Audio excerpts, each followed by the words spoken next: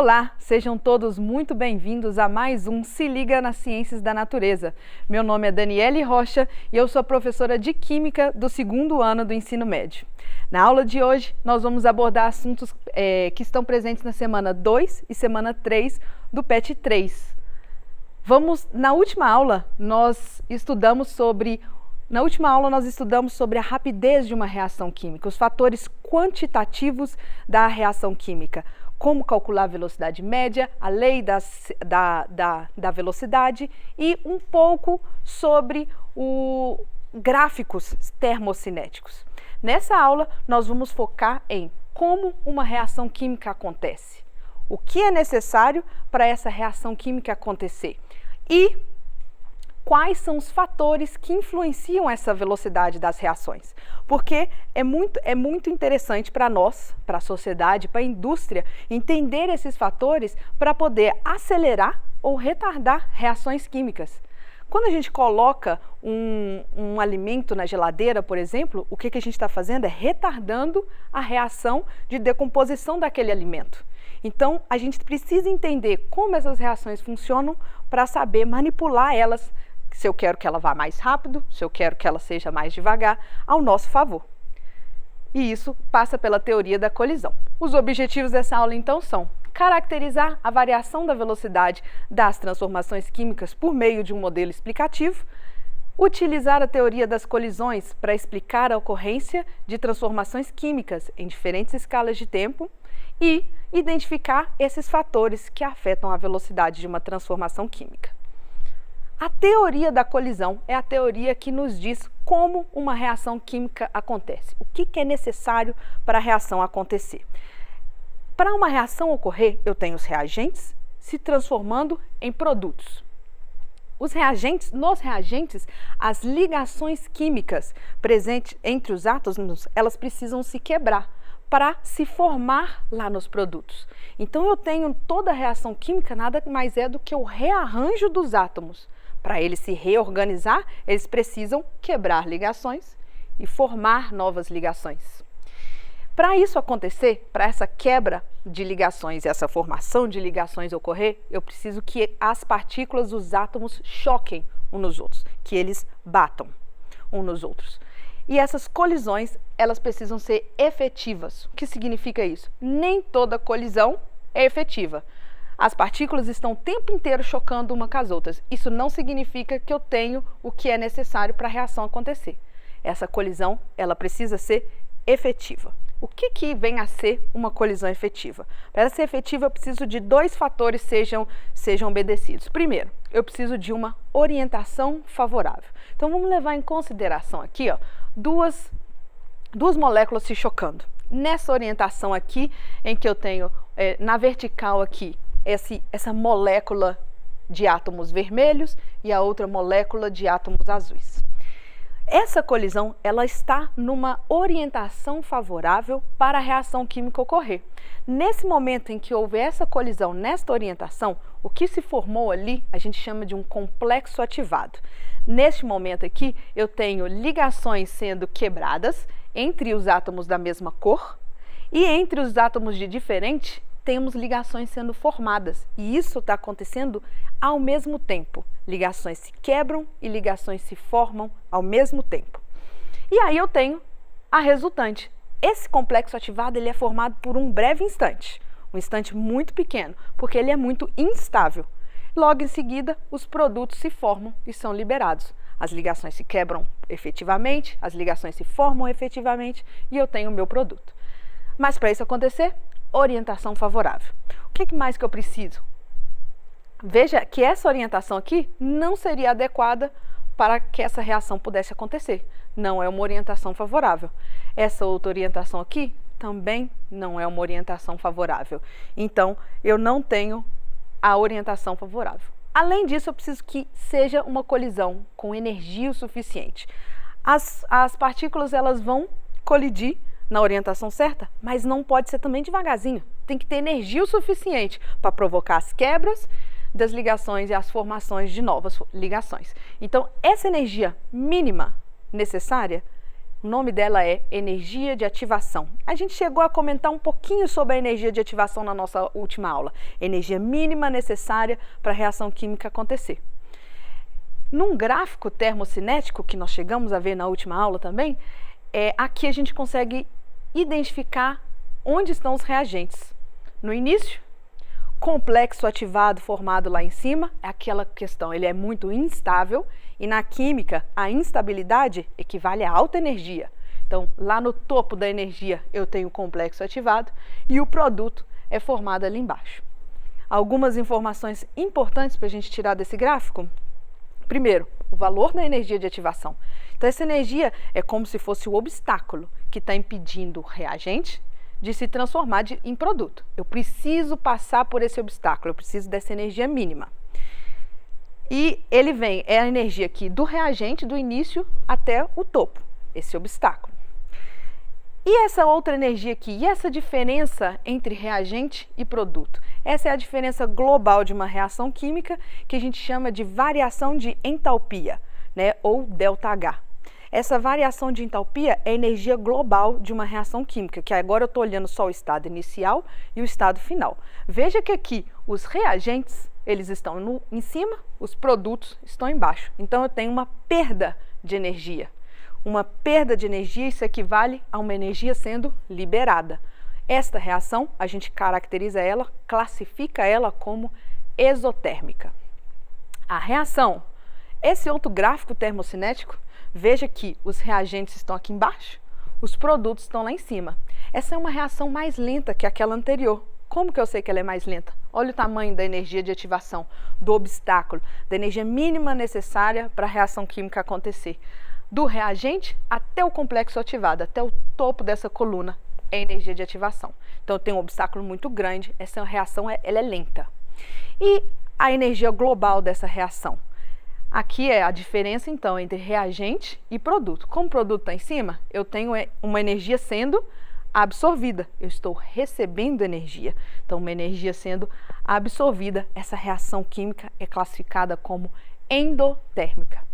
Exotérmica libera, endotérmica absorve. Aqui um exemplo de uma atividade, semana 2, atividade 1 do PET. Em relação ao gráfico de energia a seguir, qual é o valor da energia de ativação?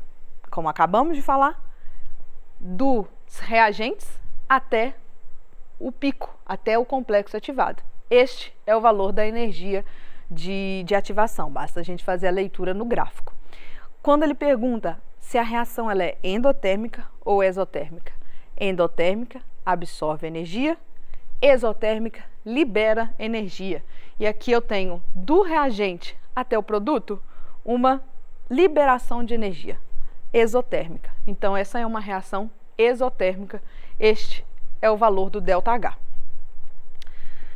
Fatores que afetam a velocidade. Agora que a gente entende como uma reação, o que é necessário para a reação química acontecer, nós conseguimos entender os fatores que afetam a velocidade de reação. Se, para acontecer uma reação, eu preciso que colisões efetivas aconteçam, eu preciso, então, quanto mais colisões eu tiver, maior vai ser a velocidade da reação. Alguns fatores que vão aumentar essa quantidade de colisões das partículas. Superfície de contato. O que é a superfície de contato? Vamos levar em consideração aqui um reagente que esteja em bloco. Um bloco aqui. E aí ele vai reagir numa substância em meio aquoso. Então ele está aqui todo em volta, tem moléculas ali de um líquido em volta. A reação, ela só consegue acontecer, só tem contato, só tem colisões nas extremidades desse bloco. As moléculas, as partículas lá no centro, no meio, elas não têm contato com o restante dos reagentes, então não tem reação ali no meio. Ele tem que ser, a reação vai acontecendo de fora para dentro. Se eu aumento a superfície de contato, ou seja, se eu pego esse bloco e quebro ele, agora eu tenho a possibilidade de colisões em todos os sentidos, em todas as direções. Por isso que, quando eu aumento a superfície de contato, eu tenho mais colisões por segundo. Maior a probabilidade de que as colisões sejam efetivas e, portanto, maior velocidade da reação.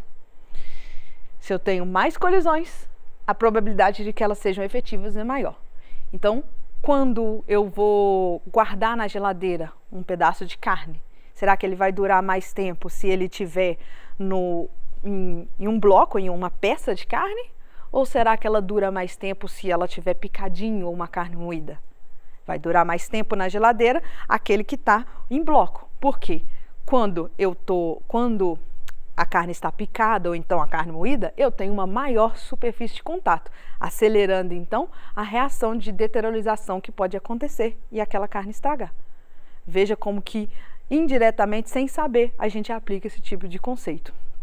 Outro fator que afeta a velocidade de uma reação é a temperatura. O que acontece com as partículas quando eu aumento a temperatura? Aqui é uma sugestão de uma simulação que vocês podem acessar para poder ilustrar esse efeito da temperatura nas partículas. Nessa simulação, a gente adiciona partículas de gás aqui dentro desse ambiente e eu posso aumentar ou diminuir a temperatura. Quando eu aumento a temperatura, as partículas de gás que estão lá dentro, elas vão ficar mais agitadas.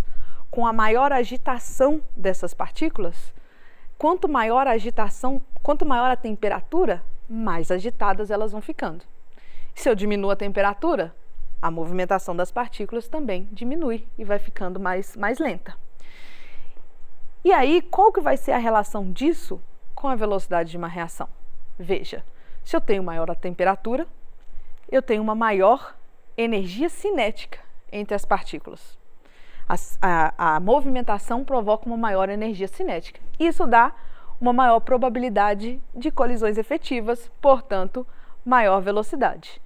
Se eu tenho elas movimentando mais agitadas, a quantidade de colisões aumenta, assim como a velocidade com que essas partículas se chocam, a velocidade que elas chocam uma na outra. Então, a energia suficiente que precisa, também a probabilidade é que seja muito maior. Por isso, aumenta a temperatura, reações acontecem mais rápido. Se eu quiser, se for de meu interesse que aquela reação seja mais lenta, o que basta eu fazer? Basta eu diminuir a temperatura, coloco as coisas na geladeira, é o que a gente faz. E a pressão e a concentração. Quanto maior a concentração e a pressão do sistema, maior a velocidade de uma reação. Se eu tenho um sistema que ele é gasoso e eu diminuo o espaço para aquelas moléculas, aqueles átomos no estado gasoso, eu estou confinando, assim como na maior concentração, mais partículas naquele volume. No caso da concentração, é como assim, um suco fraquinho e um suco forte. Eu tenho mais partículas em uma situação aqui de maior concentração. Eu tenho uma quantidade maior de partículas. Com essa quantidade maior de partículas, eu tenho o quê? Quais são as consequências em relação à temperatura, a concentração e a pressão em relação à velocidade de uma reação? Quanto maior a concentração e a pressão, eu vou ter um maior número de partículas por unidade de volume. Isso significa um maior número de colisões por segundo e, portanto, uma maior velocidade da reação. Um catalisador. O que é um catalisador? Ele é uma substância que acelera uma reação química.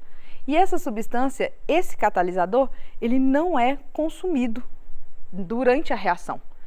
Ele entra no início da reação, eu coloco o catalisador, ele acelera a reação de certa forma e no final ele é retirado. Como que um catalisador consegue fazer isso? Veja, esse é como se fosse aqui um catalisador e esse exemplo de um catalisador, ele tem ali 2 sítios. O que um catalisador vai fazer? Ele vai pegar aqui os reagentes, aqui eu tenho como reagentes esse átomo roxo e esse átomo amarelo, e ele vai pegar esses átomos e fornecer um caminho alternativo para essa reação química acontecer. Essa reação poderia não acontecer ou poderia ser lenta demais se não tivesse aquele catalisador ali. E aí o catalisador vai fornecer um novo caminho e forçar, digamos assim, esta reação química, fornecendo mecanismos e caminhos diferentes para depois liberar aquele produto novo. No nosso organismo, nós temos alguns catalisadores naturais que funcionam dentro do nosso organismo, chamados de enzima. E as enzimas fazem exatamente isso. O que é uma enzima? Uma enzima, ela está aqui e ela tem os seus sítios ativos, é o nome disso, e o substrato que se encaixa perfeitamente para aquela enzima. A enzima forma então aquele complexo substrato-enzima, que depois se transforma em um complexo enzima-produto. E aí, veja que aqui o reagente, digamos assim, né, os substratos viraram os produtos. E depois esse produto é liberado. E a enzima está pronta para receber um novo substrato naquela situação ali. Como isso fica num gráfico termocinético? Bom, de novo, reagentes e produtos. Esse primeiro, o de cima aqui, ó, veja, é a reação sem um catalisador. Essa aqui é a energia de ativação do reagente até o topo desse gráfico. Com um catalisador, como eu disse, qual que é o papel do catalisador ali? Ele não vai influenciar no resultado da reação. O ponto do reagente e o ponto do produto vai continuar o mesmo. Qual era o reagente e qual era o produto? Continua o mesmo. O reagente e o produto, o catalisador, ele entra e ele sai inalterado daquela situação. E aqui, o que ele vai fazer então? Ele diminui essa energia de ativação. A energia de ativação com o catalisador, ela é diminuída. Tá vendo aqui? E aí, portanto, como a gente já discutiu em outras situações, menor energia de ativação, mais rápida é essa reação, porque com o obstáculo é menor, a energia de ativação mínima para a reação acontecer é menor. Então aqui é muito mais rápido com essa ação de catalisadores. Praticando, semana 3, atividade 1. É só uma atividade sobre exatamente esse conceito. Ao ser colocado sobre um ferimento recente, a água oxigenada entra em contato com uma substância X, presente no interior das células. Essa substância X acelera a reação, assim equacionada. Perceba que aqui a substância X está aqui nos reagentes e a substância X está aqui de volta nos produtos. Isso significa que qual é o papel desempenhado pela substância X nessa equação? O papel desempenhado pela substância X, ela é um catalisador. Ela vai acelerar essa reação sem interferir no resultado dela. Ele tem no início e ele é devolvido, ele é reformulado lá nos produtos. O que foi que a gente viu na aula de hoje? Então, nós compreendemos a teoria da colisão e o conceito da colisão efetiva.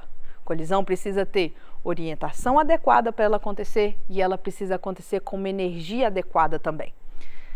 Identificamos os fatores que influenciam a velocidade da reação. Quais foram os fatores que nós vimos? Temperatura, quanto maior a temperatura, maior a velocidade. Concentração, mesma coisa. Pressão, mesma coisa. Aumento da superfície de contato e a presença ou a ausência dos catalisadores. Nós interpretamos isso à luz das teorias das colisões. O porquê que esses fatores influenciam na velocidade, pensando na teoria da colisão. E aí nós compreendemos também a ação de um catalisador. Então, com isso, nós encerramos o assunto de cinética química, com tudo que a gente precisa para até a semana 4 para resolver as atividades do PET. Até, bons estudos e até a próxima aula.